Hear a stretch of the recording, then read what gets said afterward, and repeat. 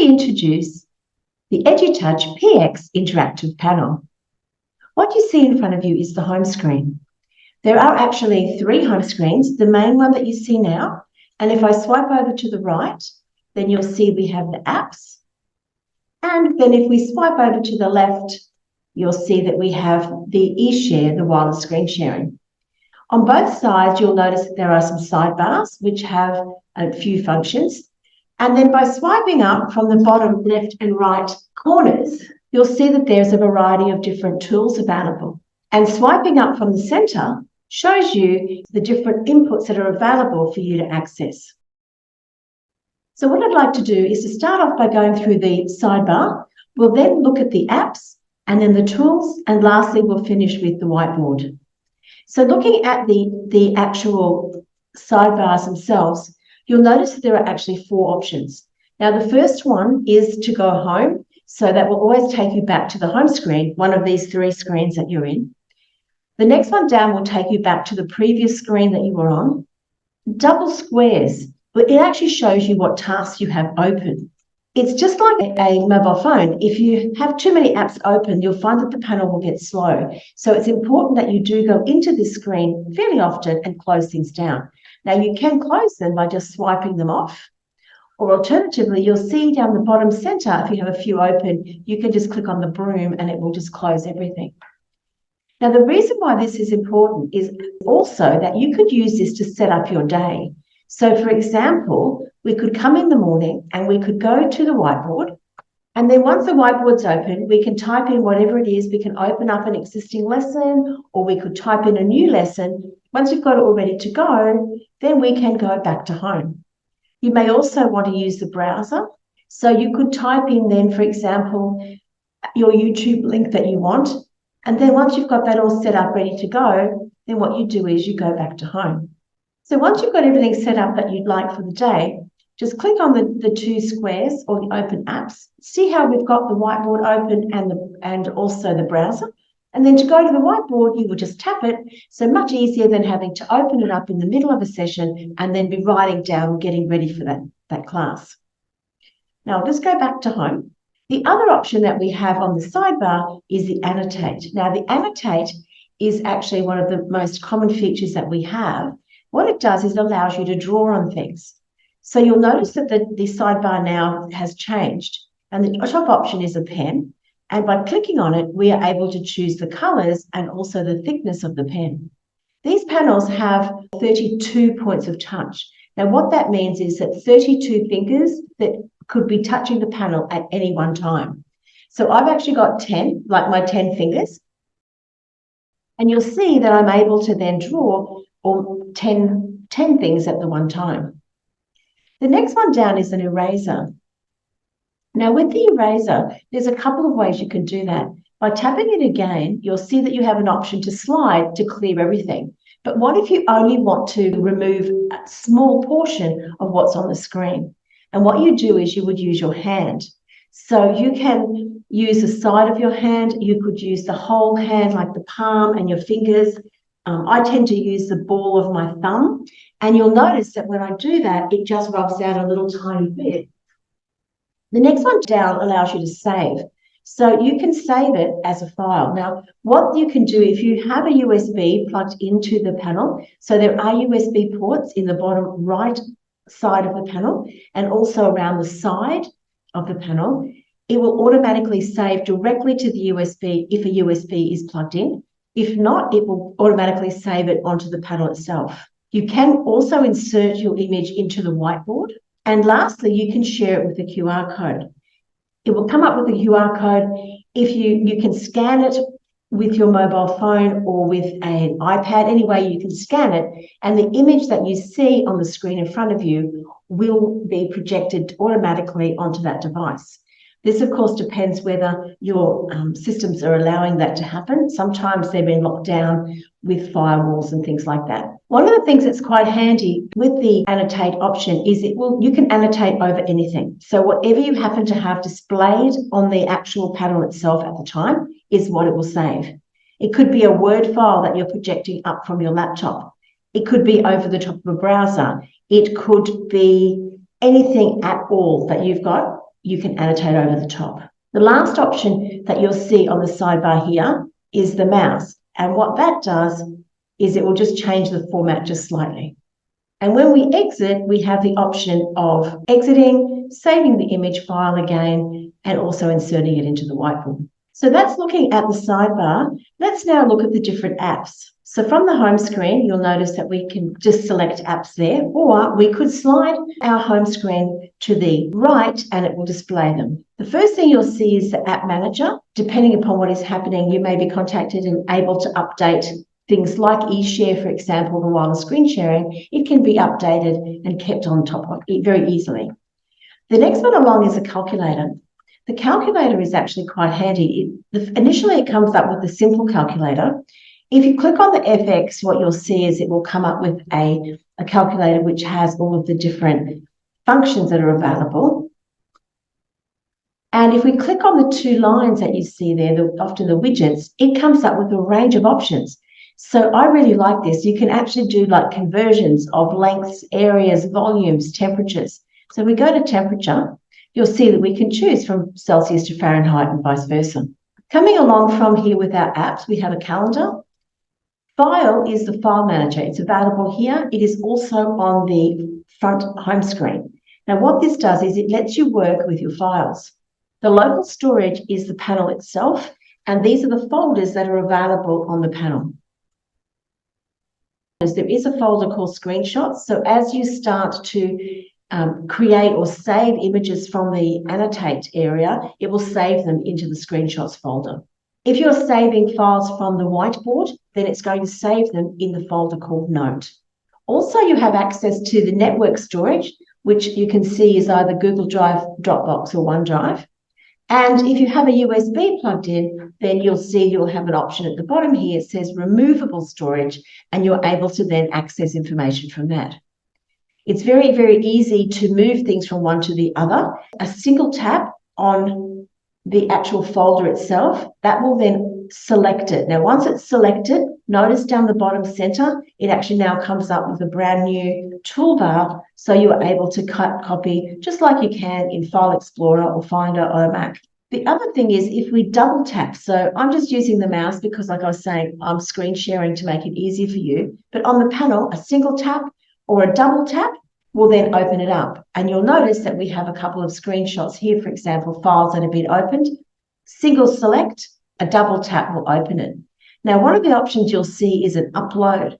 So what that will do is it would then upload it to, so it's on the panel, it will upload it and place it into either your Google Drive or your OneDrive. So the way they work is that you are uploading and downloading files from that device. Okay, so let's go back to home and let's look at the next app. The next one is the browser, which we looked at before. So the browser is Firefox in this case, and you can set that up obviously depending on your needs.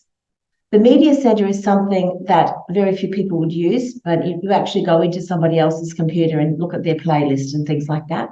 Miracast is an option that can be used to project images onto the panel.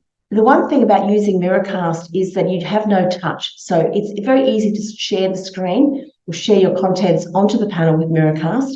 But if you want to be able to stand on the panel and touch it and make it work, then that won't happen. The best option to do that is to use eShare, which is the wireless screen sharing that is built into the panel. Recorder lets you record the movement on the panel. So by clicking on that, you can then be doing, as a teacher, you could be displaying something or whatever it is that you're doing. It doesn't have to be anything with the panel. It could be a recording of movement of you doing something on a Word file, for example, or whatever it is, but it will record it, saves it as a little video that you can then send out. Use the settings to set up the Wi-Fi and things like that. Typically, it's being used by the tech teams that you have at the schools. The whiteboard I'm going to come back to later. Visualizer is the camera. So if you have a webcam connected to your panel, then it will take photos of the room. So very useful if you're using Zoom or Teams. You can also use the document cameras. So if you're wanting to project up images from a document, then that's another thing you can do. They're basically USB cameras that are plugged into the panel. WPS Office allows you to work with documents with Word, Excel, PowerPoint, or PDF files. Okay, so now we've looked at the apps. The next thing to do is to look at the tools. So the first tool that you'll see is the calendar. The second one is a timer. Now, the timer is actually a countdown timer and a stopwatch. And if I just click on timer, and we'll just make it say 5 seconds, you'll notice a couple of things. First of all, that over in the top left-hand corner, we have this box with 4 arrows. That actually makes it full screen. And if we just click on start, it'll count down, and then the bell will ring. So the bell keeps ringing until you click reset. You may not have heard that just because of the distance from the panel that I am currently. And also you'll notice that there is in the top right-hand corner, that's how you can close it down. The next tool that you'll see is a screenshot. So basically it will just let you take a screenshot of anything on the screen itself. And in the corners, you can extend it, and you have an option either to make it a full screen, to save it or not. The next one along is a magnifier. Now the magnifier, obviously you can see magnifies images on the screen. By just going to the outside edges, we can expand them. And if you prefer not to have the background being displayed, you'll see the little menu that appears in the right-hand side. The little light option that you have at the top will then shade out the background. The other option we have is to make the actual magnifier square. Source is the same as what we saw before when we lifted up from the center, and it allows you to select which option. So if you have a laptop, for example, connected with HDMI cables, then it will allow you to choose it from there.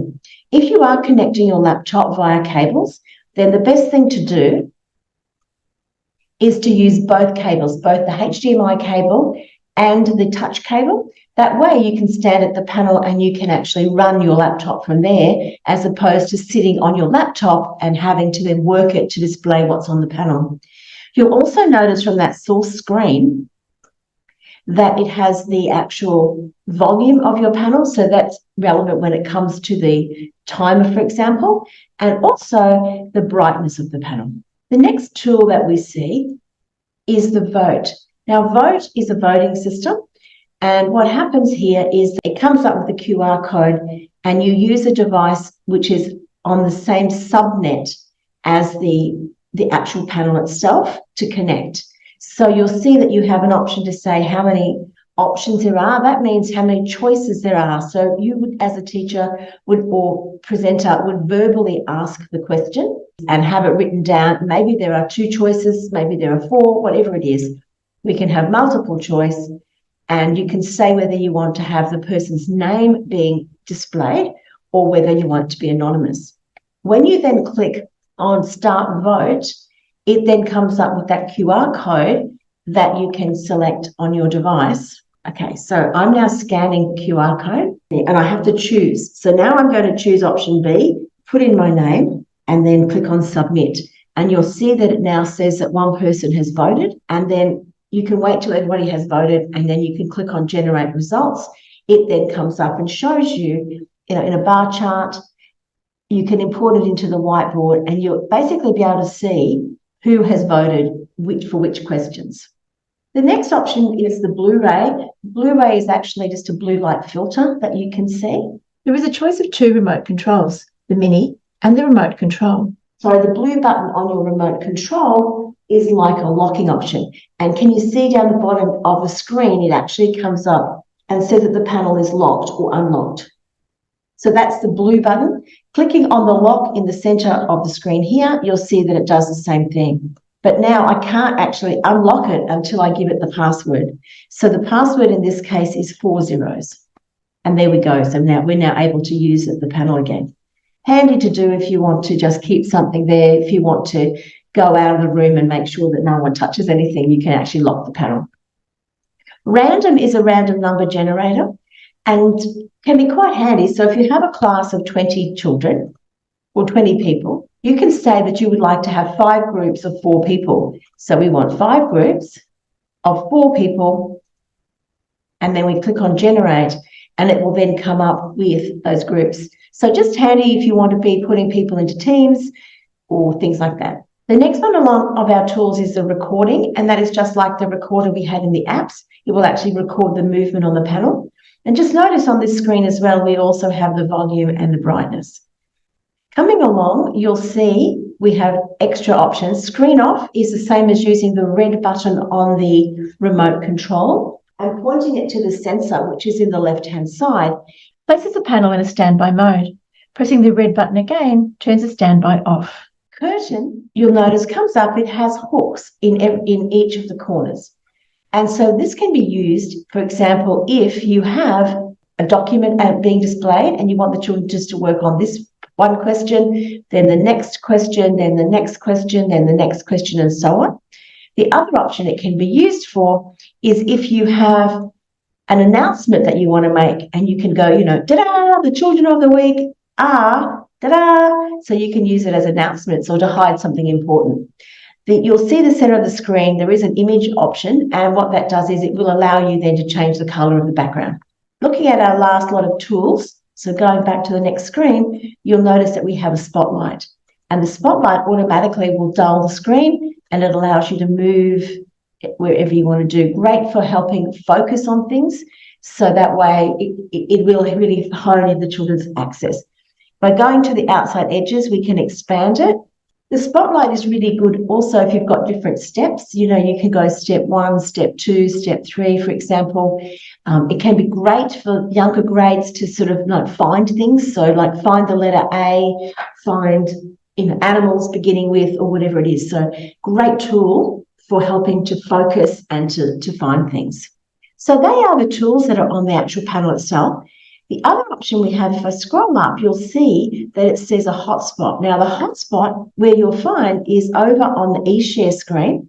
You'll see in the center it has an option that says hotspot. And if we just turn that on, it gives you the hotspot name, and it also will give you the password.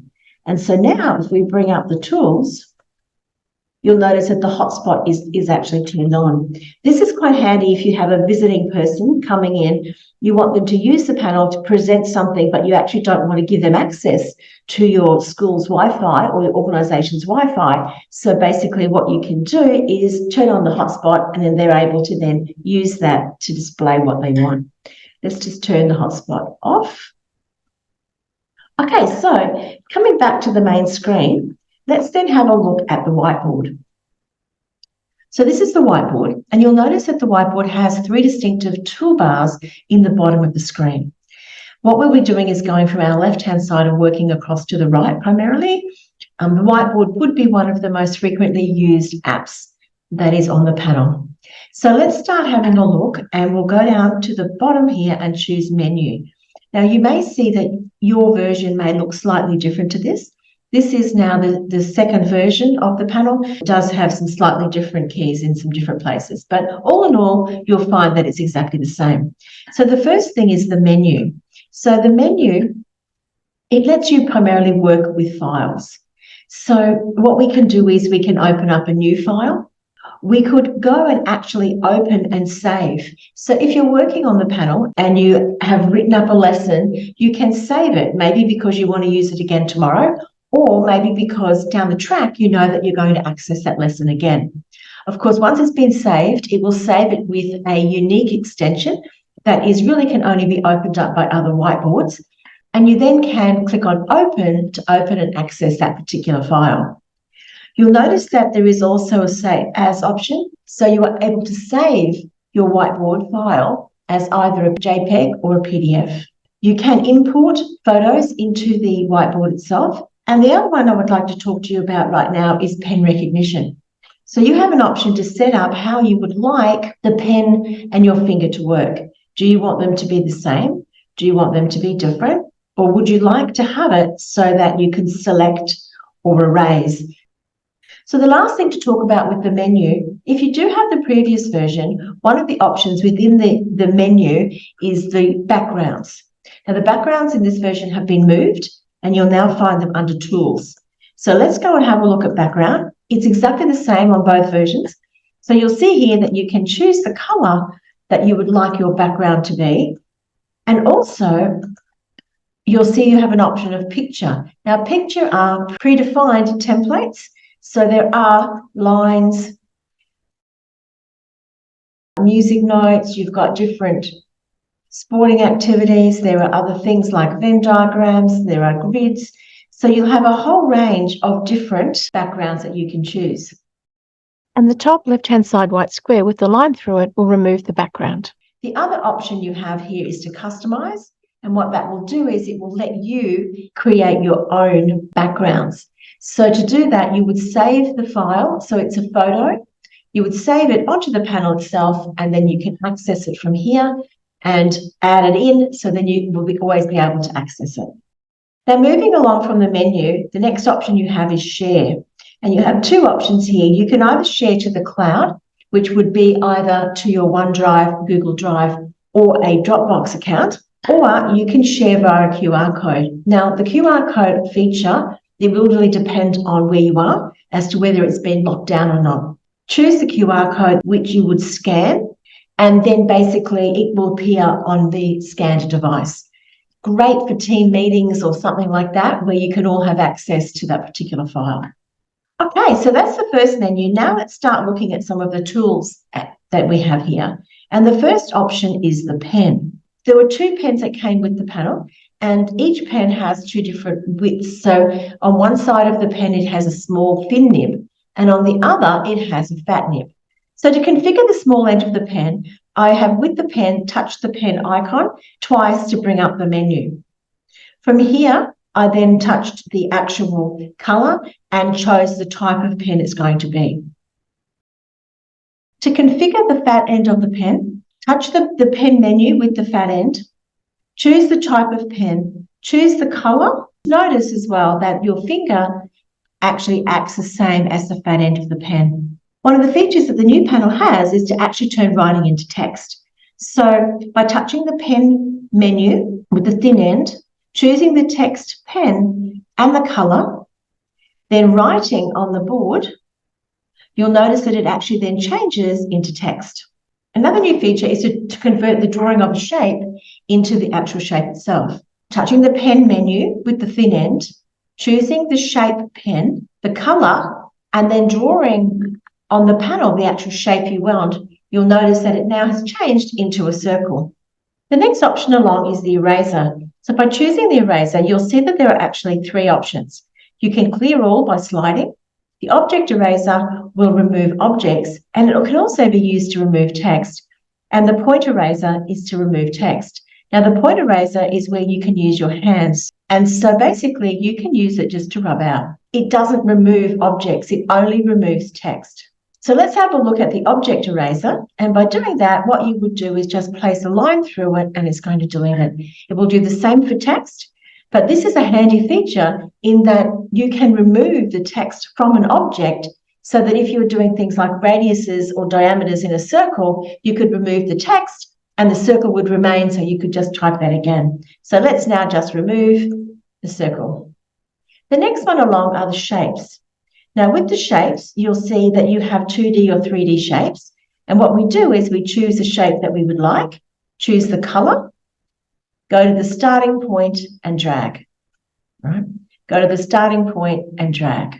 The other option you have are 3D shapes. So same thing, choose the colour, choose the type and starting point and drag. Okay, so let's just remove everything. So we're going back to the eraser. The object eraser is selected and we can just draw a line through all of them and they're deleted. Selecting. Okay, so let's choose the selection. Now to do that, we need to have something on the screen to select. So let's go back and choose a shape. Let's have a circle.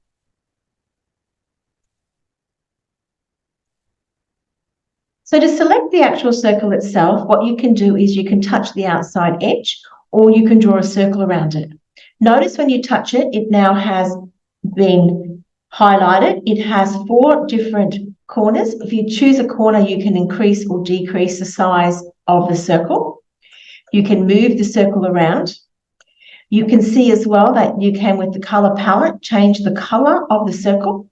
And the other option really you have is you can rotate it and you can copy. Now, when I copy, you'll see that nothing really has happened on the screen. However, there is a new icon that has appeared to the right of the centre menu or toolbar. And if I select that, you'll notice that it now has duplicated that particular circle. Next are the rulers. So you'll see that you can actually show the length, and we'll just slide that along. And also you'll notice that there are rulers, there are some set squares, protractors. So just for example, showing you the ruler, once the ruler's there, you can move it, and then with your pen, you could just rule on the top line. It will show you the size, and you have a perfectly good line. So now let's just erase that. The next option is zoom. Zoom will enable you to either expand or contract the screen's display. The contents can be moved and additional information added. The next option to look at are the tools. And you'll notice that we have a number of tools. One of those is the split canvas. Split canvas is used if you want to have two students, for example, working at the same time. And what you can see is that if they do decide they want to go over into their colleague's area, that they can't. The next tool will take a screenshot. We have a magnifier. There is a mind map. You also have sheets, a table that can be inserted. And what you'll notice is that if you start to draw or write inside one of those cells, that the cells will actually increase to match the writing. By selecting the table, you'll notice that you can remove or increase rows and columns.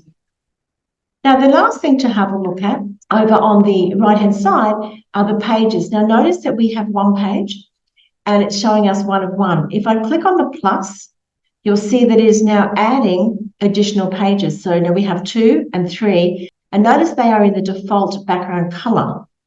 So you can actually have each of your pages in different colors. So we are currently on page 3. If we now go to our tools area and choose background, let's change our color to something different. If we tap on the numbers, so tapping 3 on 3, you'll see that the first one is blue, page 2 is green, and page 3 is pink. So you can have different colors for different subjects or for different students. So this is the whiteboard. Now to exit from the whiteboard, what we will do is just click on the exit option. And I'm not going to save this, so I'm going to say no. And I'm back at the main menu. So we've looked at the 3 home screens, the sidebar, the apps, the tools, and the source menu. If you have any questions about this training or would like further information, please email us at info@edu3education.com.au or call 1800 334 633.